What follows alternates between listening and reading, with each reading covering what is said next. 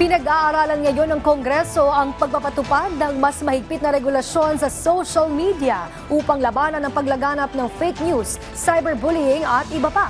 Iginit ng mga mambabatas na hindi nila layong supili ng kalayaan sa pagpapahayag ng mga content creator at influencers. Si Mela Las Moras ng PTV sa Balitang Pambansa Live.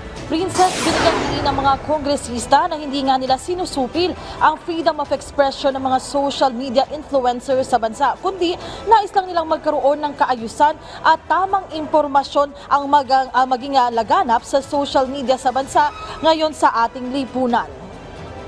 Sa pag-arangkada ng unang public hearing ng House Tri-Committee ukol sa issue ng fake news, disinformation at misinformation sa bansa, binigyang diin ni House Committee on Public Order and Safety Chair Dan Fernandez na nakakaalarma na ang laganap na kasinungalingan, peking balita, cyberbullying, bashing at personal attacks sa social media.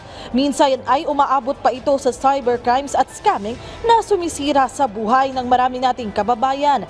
Gate ni Fernandez, lahat ng ito dapat anyang matuldukan na kaya't nagpasya silang buuin ang joint panel na ito. Humarap sa pagdinig ang mga opisyal ng iba't ibang concerned government agencies, mga kinatawa ng ilang major social media platforms at mga social media influencer. Bagamat dismayado ang mga kongresista dahil kakaunti lang sa social media personalities na inimbitahan nila ang humarap dito at ang iba pinatawa na ng show cause order. Sabi ni Surigao del Norte 2nd District Representative Robert Ace Barbers, isa sa mga nagtulak na buuin ang investigasyon na ito, hindi naman nila sinusupil ang freedom of expression ng mga social media influencers sa bansa, kundi nais lang nilang magkaroon ng kaayusan at tamang sistema sa social media para maiwasan na ang paglaganap ng maling impormasyon online. Plano nilang bumuo ng Code of Conduct para sa mga content creator at ang posibleng pagre-require na rin sa mga social media companies na kumuha na rin ng prangkisa mula sa gobyerno.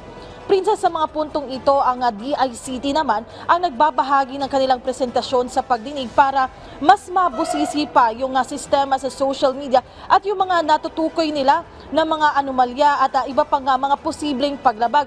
Princess, mamaya nga inaasahan natin na magbibigay din ng kanilang panig at impormasyon ng mga nakalap yung iba pang eksperto dito nga sa pagdinig. Princess?